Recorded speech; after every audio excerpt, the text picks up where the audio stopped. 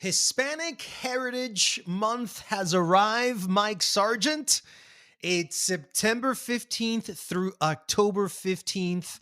And a few days before you and I started sort of kicking around, it's like, here we go again. Me as a Latino, what should I do for Hispanic Heritage Month? And how are we going to celebrate this on the podcast? And I remember you asking me if I had any curiosities. Yes. That I wanted to discuss. And I said, you know what? I do have a curiosity. What do Black people feel about Hispanic Heritage Month? How do they perceive it? How do they live with it? Are they aware of it when it's happening? Do they think about it? Do they read about it? Do they support, engage in Latino culture? Do they have Latino relatives? Maybe Hispanic Heritage Month is the perfect moment to explore those roots of African Latino-ness, right? This is the month to do it. I think most people, Black people included, would be challenged just to name a couple of historical Latino figures.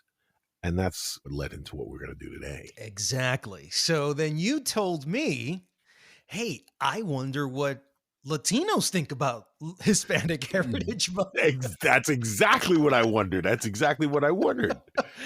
Because I know what it's like to be Black during Black History Month. I know what it's like. I know how I get called to do things. I know what happens. I know where I'm placed in society for a month, the shortest month of the year. And here's what we get. Question mark, complexity, completely, confusion. Wait a minute. So you guys come in different shades? You guys can look like a German?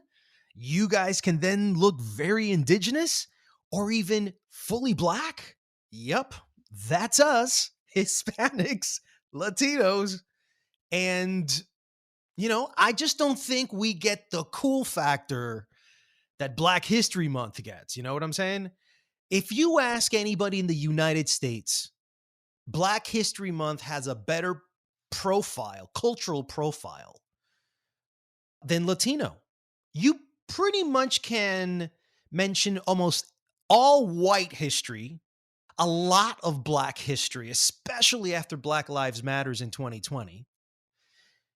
But how much do people really know about Latino history?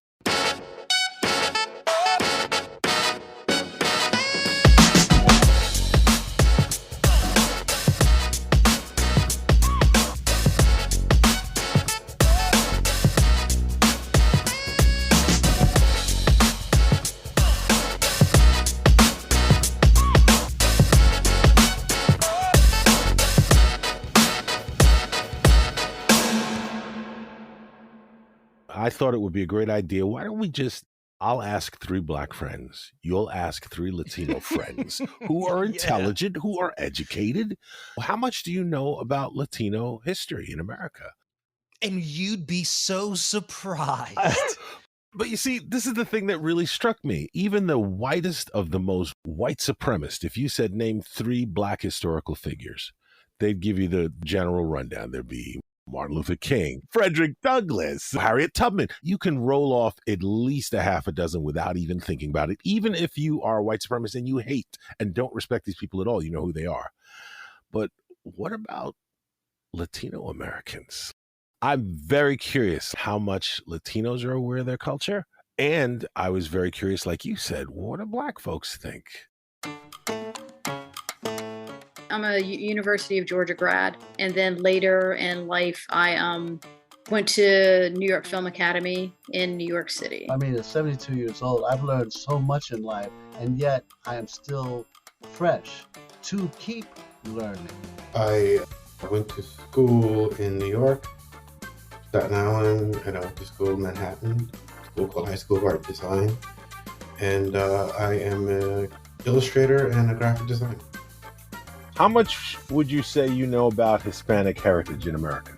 Not a whole lot. Enough to know that there are several layers to the Hispanic culture. And with Hispanic Heritage Month, I try my best each year to give honor to those that I don't know. I grew up with Hispanic Americans, which probably called Latinx nowadays, with some of my best friends. I grew up in Staten Island, New York, and in my neighborhood there was all different kinds of cultures, and Puerto Ricans and Dominicans were a big part. So I know enough about them to have lived with them and been friends with them. Fascinating. Okay, this is what I wanted from the very beginning. That, to me, sounds like an anthropologist, a group of anthropologists looking at this Latino species. The Latinoe specioris that exists in America.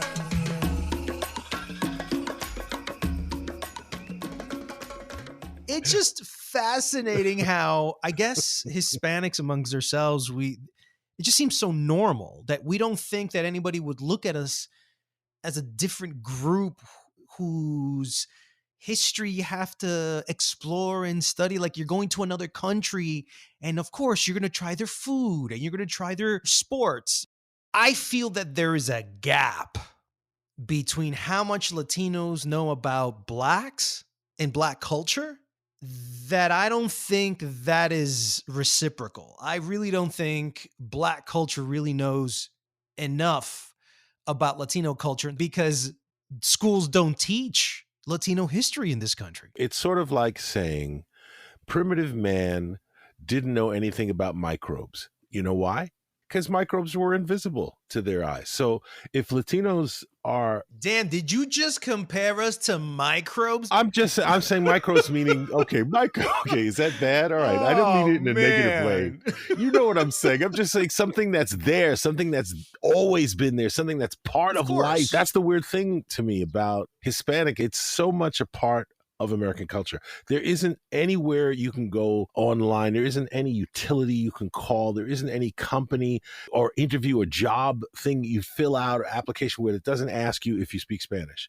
Are you Latino? They always ask. It's always there. You even have the prompt to hear your instructions in Spanish almost any place you call in this freaking country. Yet the questions and the answers that we got, I think you're being kind to say it's not quite reciprocated. Dude, there's no comparison. There is no comparison. And so I think for me that kind of just opens up my eyes, that there's a lot to teach, a lot to educate, a lot to share about our history.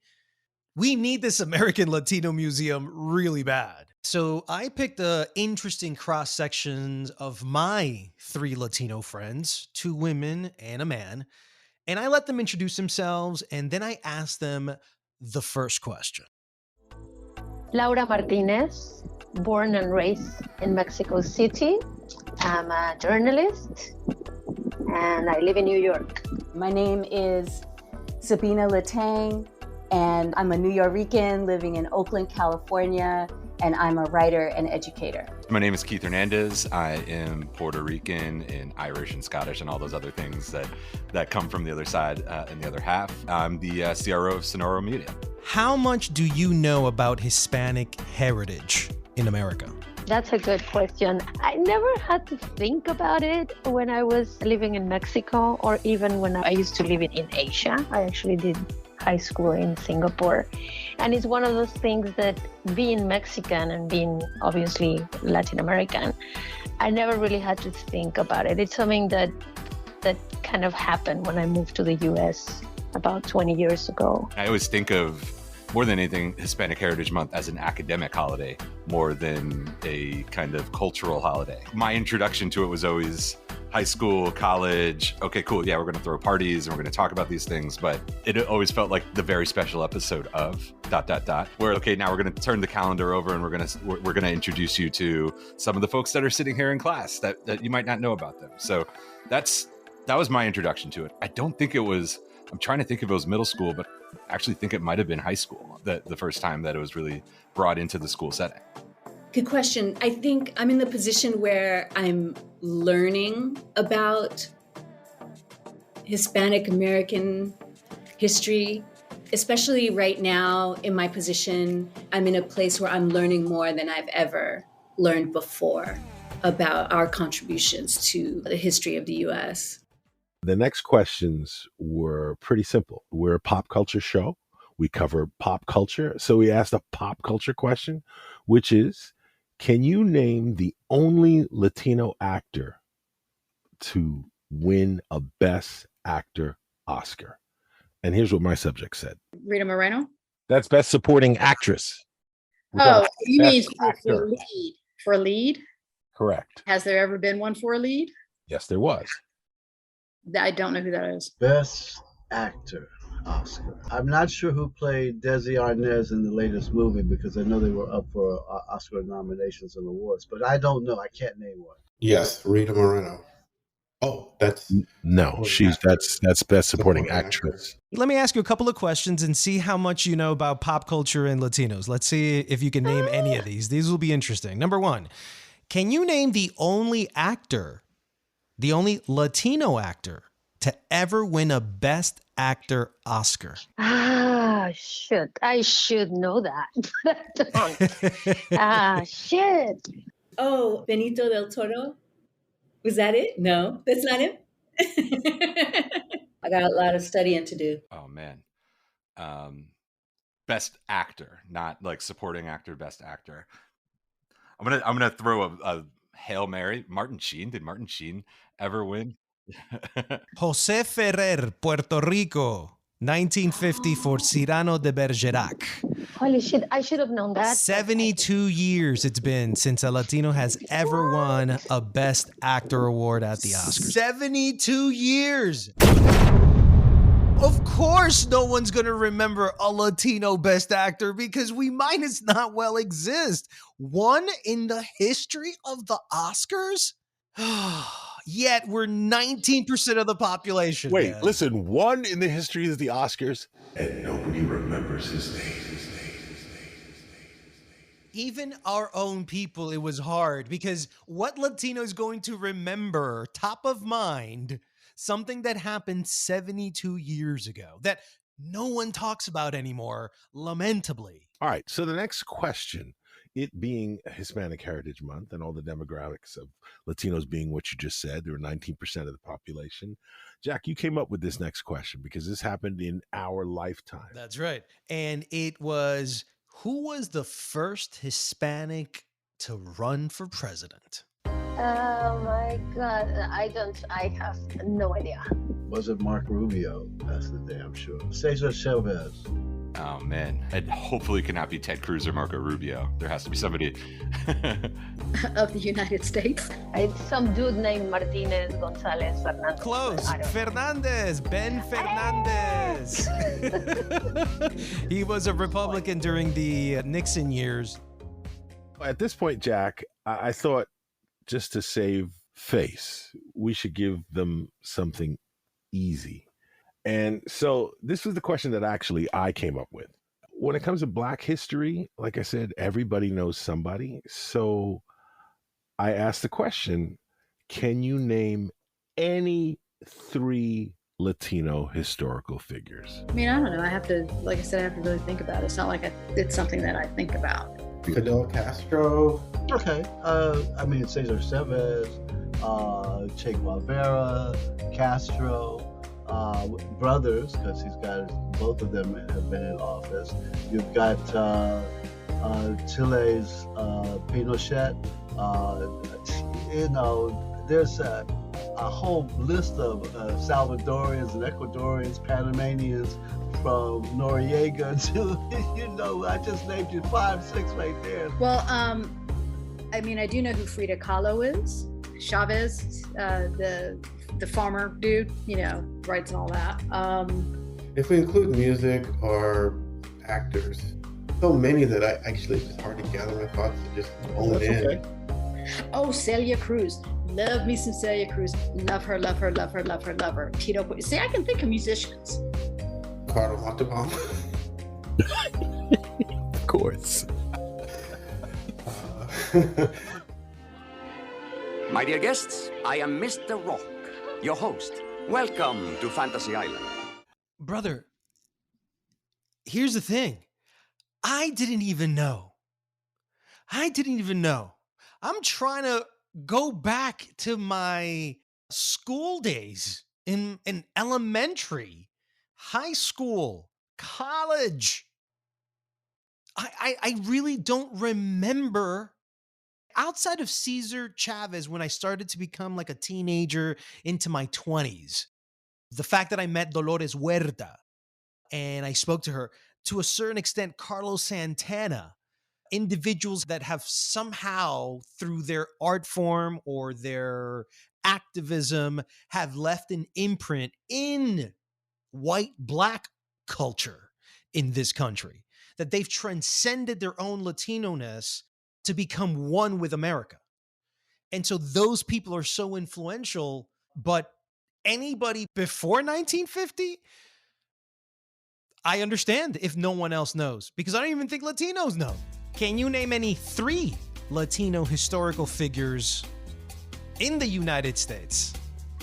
Can I say Sonia Sotomayor? Of course. That's a historical figure. That's so one. Sonia, yeah. So I'm gonna go with Lolita Lebron. Roberto Clemente, always for me. Like growing up with him, that's the one that I hold on the high standard, not only because I'm a huge baseball fan, but the humanitarian efforts that he did on top of that. I'm gonna go with Cesar Chavez. And then I'm going to cheat again because she is AOC, right? She is a historical figure. She has paved the way in so many ways for not only Latinos, but people of color to speak their progressive minds and talk about the things that people are so scared to talk about. I had a bonus question, and the bonus question is really 2 questions. And that was, what does the term Hispanic mean to you? And is Latino and Hispanic the same thing? I found, now keep in mind, none of my folks are Hispanic, but I found that their answer is interesting. What does the term Hispanic mean to you? And is Latino and Hispanic the same thing? I always think of them as being the same thing, but I know that I could be ignorant about that, but I would say that it means to me anybody who's from Spain or from a Spanish-speaking background, so that would include all parts of South America, Mexicans, Cubans, but also any part of the world that uses being Spanish as their main language. But mostly, when I think of it, I usually think of South Americans. When I think Hispanic, I think anybody that speaks Spanish. And same thing with Latino. And I know if you come from Latin America, you're Latino. Or if that's your roots, if you will. Because, I mean, you can be born and raised here, but still be considered Latino if you are Cuban or from Central, whatever, they consider you Latino. I always saw them as one and the same. Sort of like, with Black people in this country. I am well aware that you've got people from Haiti, people from the Dominican Republic, people from, West Africa, Trinidad, Tobago, whatever, but they're all considered Black. And so Latino and Hispanic was pretty much considered the same. All just lumped together for me, whatever, it was all the same thing. If you're in New York City and the Upper East Side, no, you don't want to go in saying that because they'll cuss you out. Puerto Ricans don't like to be referred to as Hispanic. And that's one of the things you have to be very careful. You really do have to know where you are to be able to understand the different languages that people call themselves. That's really important, and especially in the Hispanic culture, as I'm learning, because my son's wife is both Panamanian and Puerto Rican. So I have to engage in a cultural understanding of those dynamics. Okay, but what does the term Hispanic mean to you? It Byron means, Saunders? by nature of those who speak Spanish, using the word Hispanic. For a long time, Mike, I had used Hispanic and Latino interchangeably. And I did that for a long time. And when anybody asked me, that's exactly how I would answer. You know why? Because there's institutional knowledge, right? Academic knowledge. A group of people defined a word, a term by government and policy, and this is the true official definition, right? By the flag.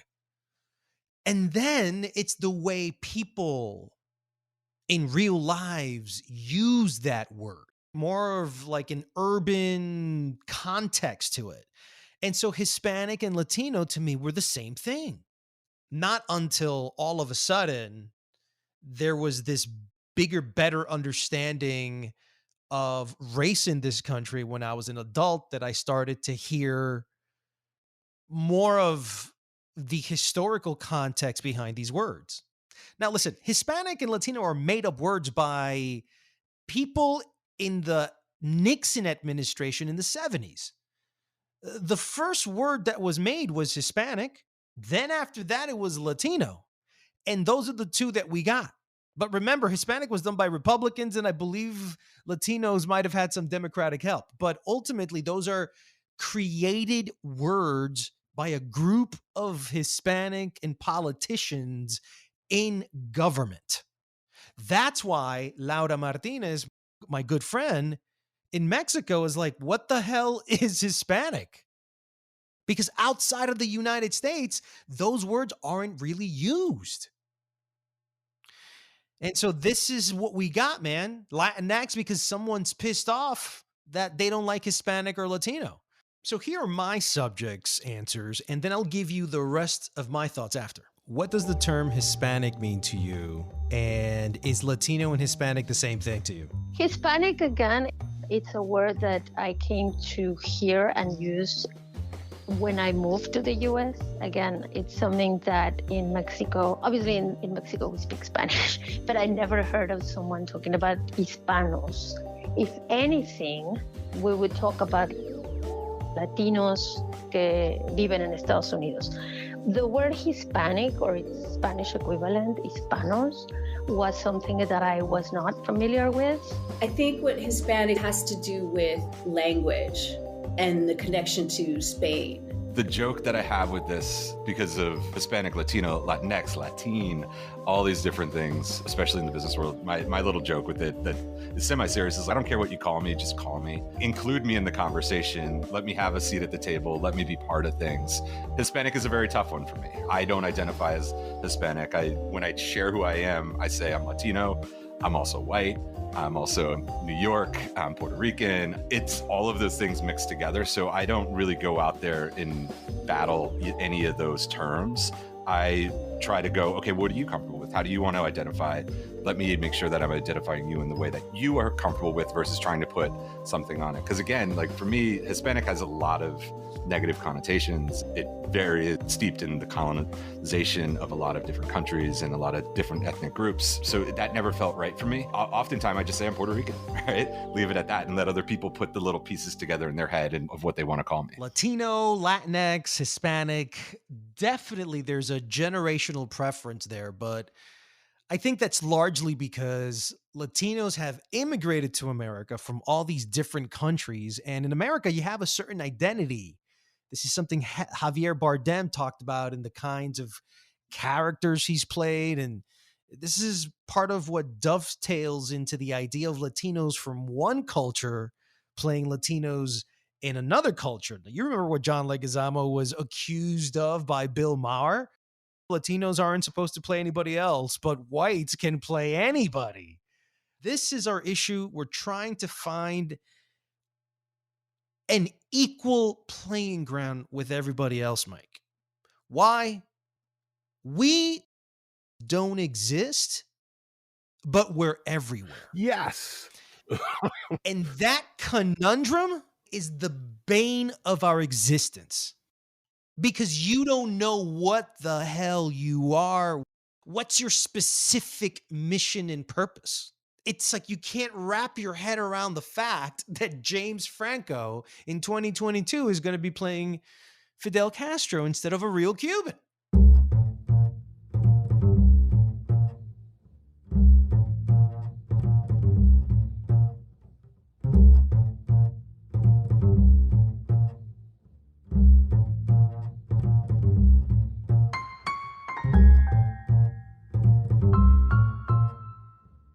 The last thing we wanted to do here on the show, because I found this whole exercise of us talking to our friends so enlightening, and you've given me a lot to think about. But we were going to share our favorite piece of Latino history that we've learned. Something else you've said throughout here has made me want to ask you a question. As a Black person, I have a certain feeling about being looked at, being identified in a certain way. And it's interesting what you said, that Latinos are everywhere, but they're invisible. What do you feel it would add to Latino identity if a kid, from the time they're in school, has a whole part of their curriculum? We already know they're trying to get rid of critical race theory and anything having to do with racism or slavery. They don't even want to teach that. Taking away a past, a sense of identity. And I know for a lot of Black folks, we're not necessarily proud of the fact that we were slaves. That's not something we go into school. Can't wait to hear about that. Forget how white people feel about the fact that they were enslaving us. Black people don't love hearing about slaves. There are a lot of Black people don't want to see historical Black films because they don't want to see that. They don't go to the movies for that shit. That's part of the argument. I'm curious now, since that's not a component, you don't have this past that you're necessarily ashamed of. Modern culture is always trying to cast you, if you're an immigrant or if you speak Spanish, as being less than. I'm wondering what you think a sense of that history would do to change the identity of the Latino in America. Listen, our culture is at stake in this country. We are under threat of historical erasure. If we don't do something about it, generations from now, if we're still not talked about, what's going to happen is that the Latino won't no longer become a Latino. They'll be a mimic of white and Black or even Asians of this country, because there'll be more history about them and more aspirational figures about them than ourselves. Growing up, and maybe even into my late 30s, if you asked me what my three favorite directors were, I'd tell you it'd be like Francis Ford Coppola, Steven Spielberg, David Fincher, all white. I wouldn't name many Black directors because I didn't know any of them. And it wasn't until Guillermo del Toro that Latino directors became famous with The Three Amigos. But before that, who are you going to say that was appreciated by the Hollywood community, that was put on the cover of Variety and the Hollywood Reporter, that was celebrated, that would go to book signings and would have an opening at the New York Film Festival? What Latino is treated like that? We got Robert Rodriguez, and he doesn't get that level of celebration. We have to save, preserve. We have to explore, discover. We have to investigate our history. We got to put it into this American Latino Museum that the Smithsonian is doing. We got to be able to fund that museum. That is going to be our time capsule, that museum. That's the one we're going to be able to present to any alien species in this universe and say, look, this is what we did in this country. You'll notice it on TV. You'll notice it in sports. You'll notice it when you eat. You'll notice it when you go to a hotel. You'll notice it in your car. You'll notice it in your entertainment. We're everywhere, but we're nowhere.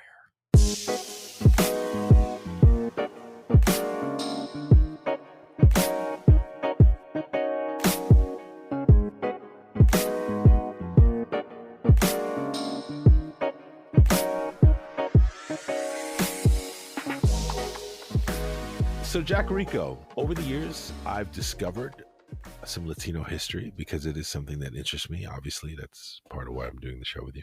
But I really want to know for you, because you clearly know a lot more about Latino history than I do, especially specifically Latino American history.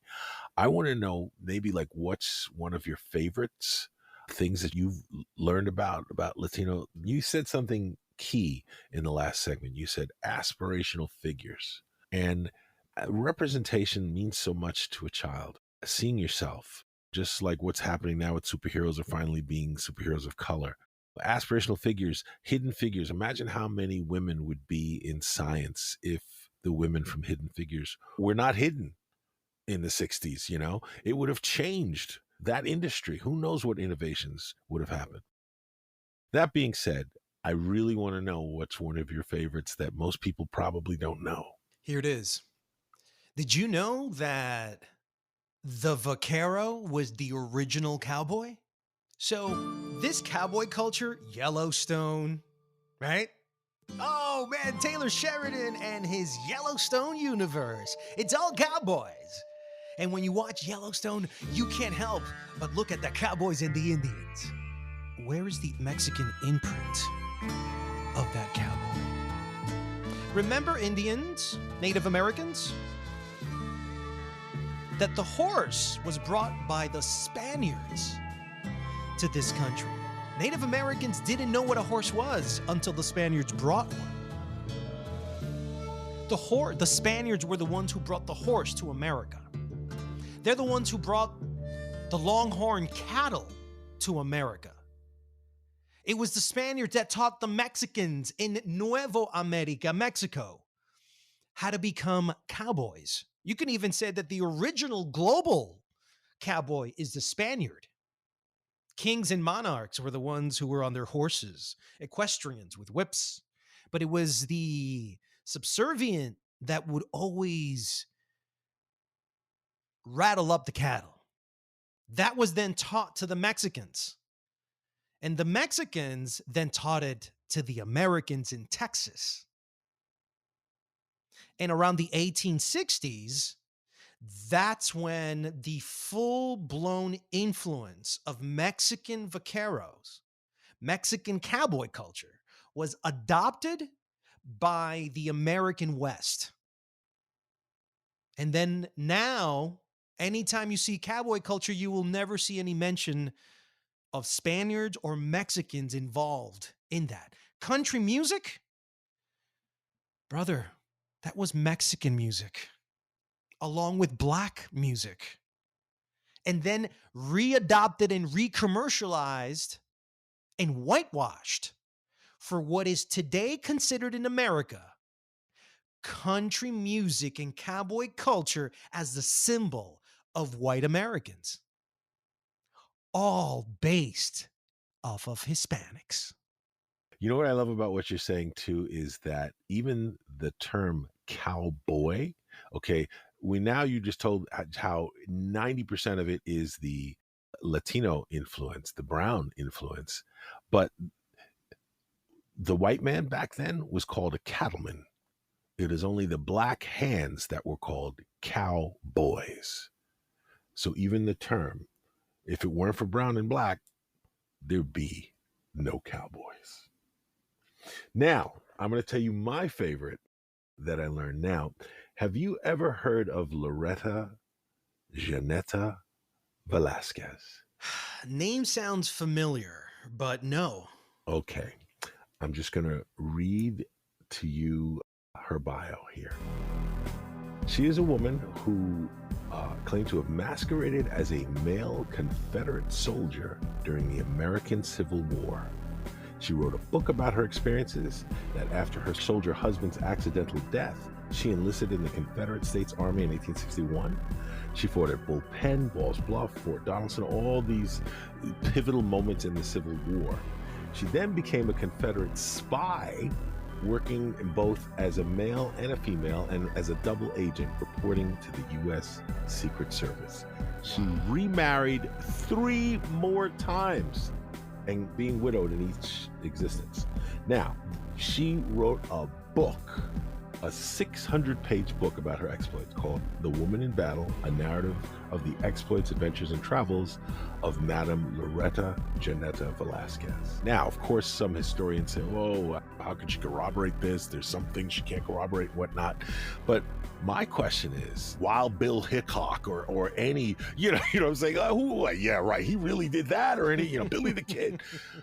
How is it you've never heard of a Latina, okay, a Cuban-born woman who was an undercover double agent for the Secret Service during the Civil War, and you've never even heard of her? There's been no miniseries. There's no Netflix show.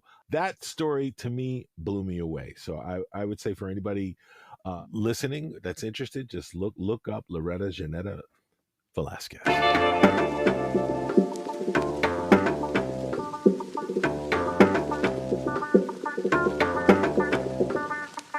That's it for this special Brown and Black Hispanic Heritage Month edition. We'd like to thank our friends Laura Martinez, Keith Hernandez, and Sabina Latang, Byron Saunders, Keith Brown, and Michelle Black. And if you would like to support this podcast, please subscribe and leave a review. Your help will allow us to be heard by many more people. This episode was edited by Joshua Tirado. You can follow our comments and opinions on @BrownBlack Podcast on Twitter, Instagram, and YouTube. We'll see you on the next episode of Brown and Black.